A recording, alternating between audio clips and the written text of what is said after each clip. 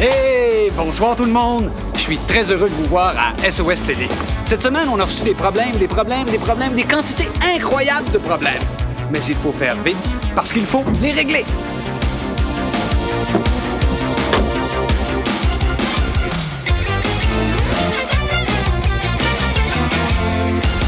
Cette semaine à SOS Télé, Mme Thérèse Pratt, propriétaire du restaurant Aux Deux Pioches, subit plusieurs pannes d'électricité depuis 2 ans.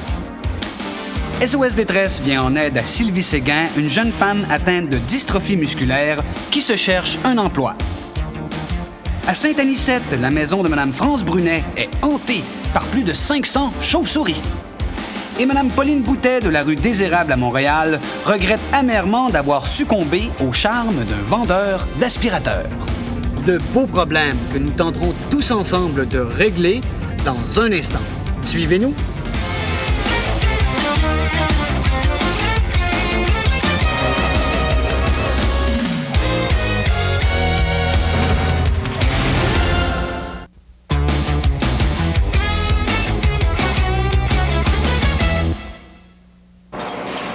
Je viens de recevoir une lettre de Mme Pratt de la rue Bélanger à Montréal. Mme Pratt est propriétaire d'un restaurant et elle subit constamment des pannes d'électricité. Cher Monsieur SOS, je suis propriétaire du petit restaurant Aux Deux Pioches sur la rue Bélanger à Montréal.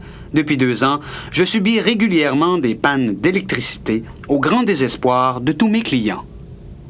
Je peux pas les compter, une quinzaine sûrement. Tout le problème a débuté lorsque Hydro-Québec a débranché les fils électriques des poteaux pour les installer sous terre. Depuis, je perds beaucoup d'argent parce que ces pannes surviennent souvent à l'heure des repas. Mais quand le compte d'électricité arrive, par exemple, faut le payer. J'ai tout essayé, Monsieur SOS. J'ai téléphoné souvent à l'Hydro-Québec, aucun résultat. J'ai même invité le Journal de Montréal, encore aucun résultat. En dernier recours, mes clients m'ont fortement encouragé à vous écrire.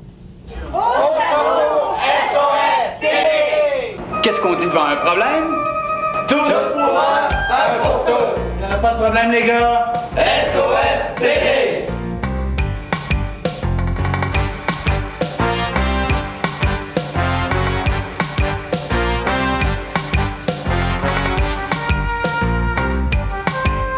Bon, Madame Pratt, fini les folies. Je vous amène à Hydro-Québec pour déposer officiellement une plainte en bonne et due forme. Écoutez, on désirait porter une plainte. On va la prendre. Vous allez la prendre? Bah oui, on est ici pour ça. Le commis du département des plaintes d'Hydro-Québec débute la rencontre en prenant note de l'adresse, du numéro d'abonné de Mme Pratt et de la description de son problème. Puis, sans perdre de temps, Mme Pratt se vide le cœur. Depuis la dernière, là où Ouais. la vase a débordé, La vase a débordé. Là. là, que j'ai appelé, j'ai eu un cours à M. SOS Ouais. pour en finir avec cette histoire-là. On va aller jusqu'au bout. Hydro-Québec, quand il y a quelqu'un qui appelle puis qui est en panne, on fait notre possible pour le remettre. Ça nous intéresse pas, nous autres non plus, que vous soyez en panne, parce que ça occasionne des problèmes comme ça qu'on n'aime pas avoir. Mais parce que, à un moment donné, il faut que j'opère, moi, si je veux payer mon compte d'électricité à la fin C'est du sûr, mois. madame. C'est sûr, madame. Ça, je suis d'accord avec vous. Ça, Est-ce qu'on pourrait rencontrer votre directeur? Parce que moi, je voudrais avoir absolument l'assurance là, que tout va être fait pour régler le problème. Sur ce, le directeur du département, M. Julien Poulain, entre dans le bureau. Nous lui résumons la situation et sans tarder, nous lui expliquons la raison pour laquelle nous avons tenu à le rencontrer. C'est justement pour s'assurer que le problème allait être réglé là, à court terme. Non, parce que c'est désagréable. À un moment donné, tu sais, nous autres, on a des comptes à rendre, nous autres aussi. Hein? Si le commerce ne fonctionne pas... effectivement. On va vérifier, on va faire des expertises avec nos techniciens pour voir qu'est-ce qu'il y aurait à améliorer là-dessus. Bon, est-ce que je peux compter sur vous à l'effet que la plainte de Mme Pratt va être prise en considération et qu'il y a une solution qui va être trouvée là, à très court terme? On n'est pas intéressé si nos clients manquent d'électricité. Au contraire, parce que si nos clients ne dépensent pas, nos factures sont en conséquence. Moi, je vous fais confiance pour régler le problème. Je vous aime bien, mais si c'est pas réglé, on va se donner un petit laps de temps là, pour vérifier la chose. Ouais. Je vais être obligé de revenir avec Mme Pratt encore une fois. Ça, j'aimerais moins ça. Alors, je vous fais confiance. J'ai rien contre la visite de Mme Pratt, là. Maintenant, on va essayer de régler le problème entre-temps. Bon, un bon petit café. Un bon petit remontant, ça va faire du bien. Merci beaucoup. Êtes-vous contente aujourd'hui, Mme Pratt? Très contente de mon entrevue. Bon. J'ai bien confiance que ça va porter fruit. Mais je pense qu'ils ont compris, hein? Positive. Merci beaucoup.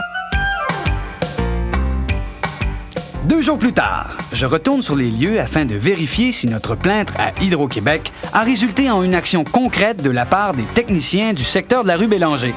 Effectivement, le chef du chantier m'assure que les travaux sont en cours et il m'invite même à constater par moi-même le fond du problème. En tout cas, on va essayer de voir ce qu'on peut faire. On va examiner ça comme il faut. Ouais. Je vais me rendre sous terre, voir qu'est-ce que ça a de l'air. Parfait. Vous suivez?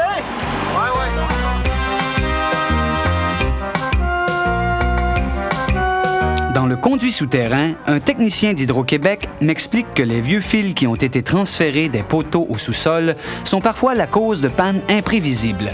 Mais le technicien m'assure que le problème de Mme Pratt lui tient à cœur. Comme ça, on peut compter sur vous.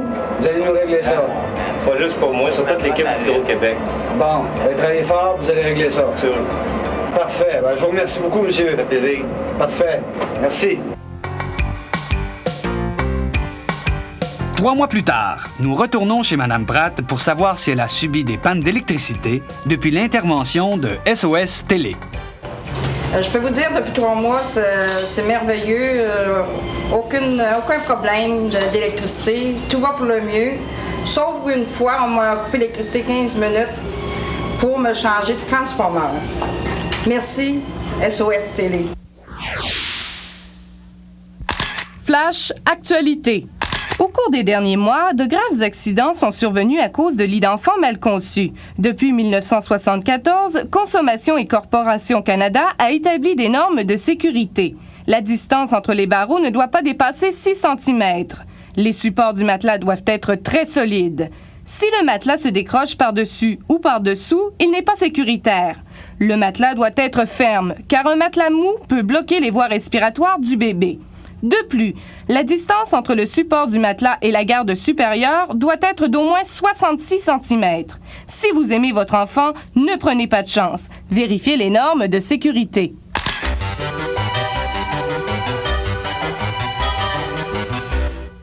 Cette semaine à SOS Détresse, on aide Sylvie Séguin, une jeune femme de 20 ans atteinte de dystrophie musculaire. Sylvie se cherche un emploi.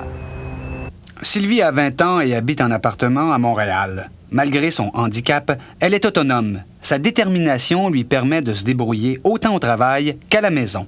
Sylvie ne se perçoit aucunement comme une personne handicapée. Je me considère pas comme un handicapé physique. C'est plutôt le monde qui m'handicape en me disant non, tu peux pas faire ça. Jusqu'à tout récemment, Sylvie Séguin travaillait comme commis de bureau. Elle a obtenu cet emploi dans le cadre d'un projet gouvernemental sur une base contractuelle. Mais son contrat est maintenant terminé et elle se retrouve sans emploi. Je me dis, je peux travailler comme tout le monde, puis apporter un salaire pour me nourrir, puis tout ça. J'ai pas à attendre après personne pour ça. Sylvie est aussi musicienne. En plus de l'orgue, elle excelle aussi au xylophone. Elle serait heureuse de faire de l'animation de groupe auprès des personnes âgées ou handicapées et de leur enseigner la musique adaptée à leurs capacités. J'aimerais dire aux employeurs que je suis une fille très déterminée. Je me cherche un emploi et je suis prête à donner le maximum de moi-même pour y arriver. Alors, je vous dis, j'ai des connaissances en musique. Je suis prête à faire de l'animation auprès des personnes âgées ou handicapées. Et je peux aussi faire beaucoup de travail de bureau sur ordinateur, dactylo, tout ça. Alors, j'attends votre téléphone pour une entrevue. À très bientôt. Merci. Alors, les employeurs qui sont à l'écoute, si vous désirez rencontrer Sylvie, n'hésitez pas à communiquer avec SOS Télé. Nous nous ferons un grand plaisir de vous mettre en contact avec elle. Et qui sait, elle est peut-être la candidate qu'il vous faut.